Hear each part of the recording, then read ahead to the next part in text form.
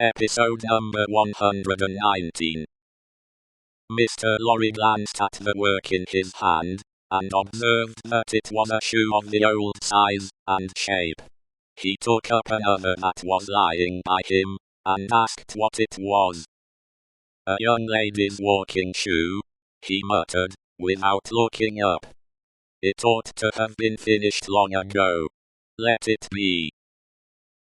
"But, Dr. Manette, look at me." He obeyed, in the old mechanically submissive manner, without pausing in his work. "You know me, my dear friend. Think again. This is not your proper occupation. Think, dear friend." Nothing would induce him to speak more.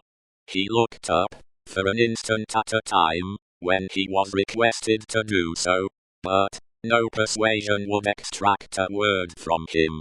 He worked, and worked, and worked, in silence, and words fell on him as they would have fallen on an echoless wall, or on the air.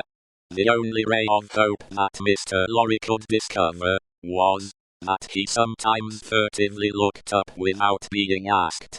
In that, there seemed a faint expression of curiosity, or perplexity, as though he were trying to reconcile some doubts in his mind.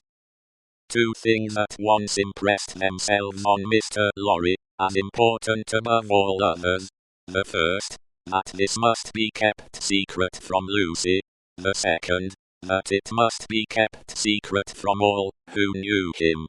In conjunction with Miss Pross, he took immediate steps towards the latter precaution, by giving out that the doctor was not well, and required a few days of complete rest.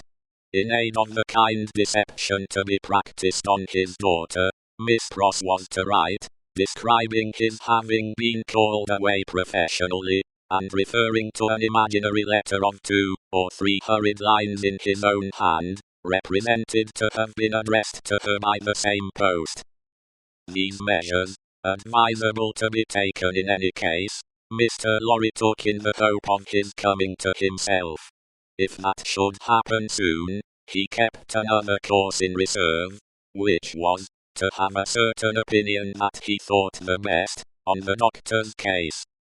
In the hope of his recovery, and of resort to this third course being thereby rendered practicable, Mr. Lorry resolved to watch him attentively, with as little appearance as possible of doing so. He therefore made arrangements to absent himself from Tellson's for the first time in his life, and took his post by the window in the same room. He was not long in discovering that it was worse than useless to speak to him, since, on being pressed, he became worried. He abandoned that attempt on the first day, and resolved merely to keep himself always before him, as a silent protest against the delusion into which he had fallen, or was falling. He remained, therefore, in his seat near the window, reading and writing, and expressing in as many pleasant and natural ways as he could think of, that it was a free place. Dr. Manette took what was given him to eat and drink, and worked on, that first day, until it was too dark to see, worked on, half an hour after Mr. Lorry could not have seen, for his life, to read or write. When he put his tools aside as useless, until morning, Mr. Lorry rose and said to him,